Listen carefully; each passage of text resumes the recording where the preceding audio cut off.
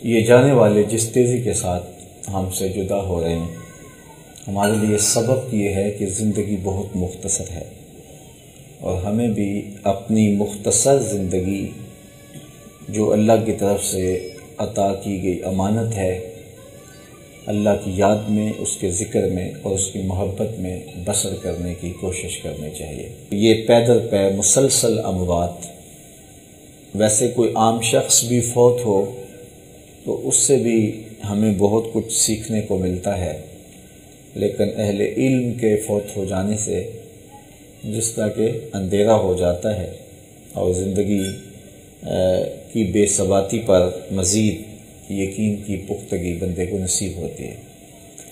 تو یہ ساری زندگیاں ہماری سمٹ کے موت کی طرف عازم سفر ہیں۔ شیخ سعدی نے ایک مقام پہ لکھا ہے کہ خیر کن اے فلاں و غنیمت شمار عمر، زاں کے بیشتر بانگ برائے فلاں نمان۔ آپ کہتے ہیں کہ اے فلاں عمر کو غنیمت سمجھ اور جو بھلائی کر سکتا ہے وہ کر لے، اس سے قبل کہ یہ پیغام آئے کہ فلاں بھی چلا گیا۔ تو یقیناً میں اور آپ سب لوگ اسی سفر پہ ہیں اور اٹھنے والا اگلا قدم کس وادی میں ہے یہ ہمیں پتہ نہیں ہے۔ تو قبل اس سے کہ وہ وقت آ جائے اور کوئی حجت باقی نہ رہے اور ہم پھر پچھتائیں۔ اصل آنکھیں بندے کی کھلتی تب ہیں جب آنکھیں بند ہوتی ہیں۔ اللہ تعالیٰ نے یہ نظام ہمارے لیے بنایا ہے کہ ہم مرتے ہوئے لوگوں کو دیکھ کر کے اپنی زندگی کو سنواریں۔ زندگی ہے بڑی میٹھی اور اس کی مٹھاس یہ ہے کہ ہم جب اس دنیا کے لطف اور مزے لے رہے ہوتے ہیں اور جب ہمیں کوئی تکلیف نہیں ہوتی ہے تو ہم بالکل اس دنیا کے اندر مگن ہو جاتے ہیں، لیکن اللہ تعالیٰ کبھی بیماری کے ذریعے، کبھی بڑھاپے کے ذریعے، کبھی دکھوں کے ذریعے اور کبھی ہمارے اعزاء و اقرباء کو ہم سے جدا کر کے ہمیں موت کی یاد دلاتا رہتا ہے، بلکہ روزانہ ڈوبتا ہوا سورج ہمیں پیغام دیتا ہے کہ تم بھی ڈوبنے والے ہو۔ کتنی آفتاب کے ساتھ دن چڑھتا ہے لیکن پھر شام ہو جاتی ہے۔ اس طرح زندگی بھی ہماری موت کی طرف تیزی کے ساتھ بڑھ رہی ہے۔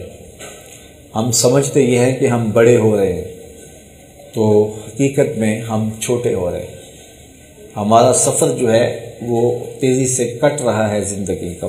تو یہ اللہ تعالیٰ کا نظام ہے کہ اس نے موت کو مخفی رکھا ہے۔ ایک لمحہ بھی پہلے نہیں پتہ چلتا کہ اب میری موت کی گھڑیاں آ گئی ہیں۔ تو جب آ جاتی ہے موت تو پھر بے بسی ہوتی ہے۔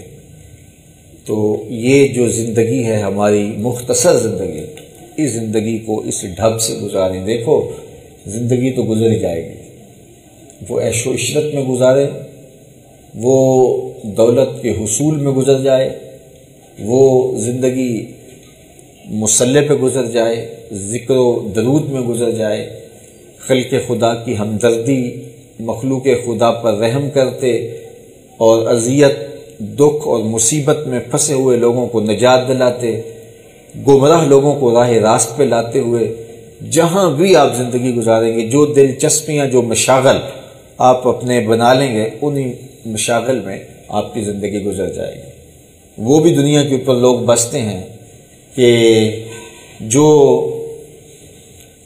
اپنا سارا دن تاش کھیل کے گزار دیتے ہیں تو شام ان کی بھی ہو جاتی ہے، اور وہ لوگ بھی دنیا پہ بستے ہیں جو سارا دن، جن کی آنکھیں قرآن مجید کی تلاوت سے وضو کرتی ہوتی تو دن ان کا بھی گزر جاتا ہے۔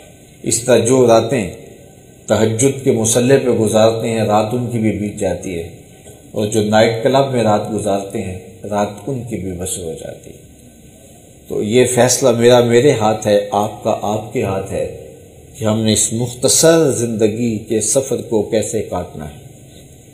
ہم نے عیش و عشرت میں زندگی گزارنی ہے یا کہ زندگی کو اللہ اس کے رسول کی رضا کے مطابق بسر کرنا ہے۔ جس تک پیغام حق پہنچا ہی نہیں ہے، جس نے کوئی اچھا ماحول پایا ہی نہیں، افسوس اس پہ بھی ہے، کاش کہ وہ کوئی اچھا ماحول پا لیتا تو گمراہ نہ ہوتا اور ذلت کی زندگی نہ کاٹتا۔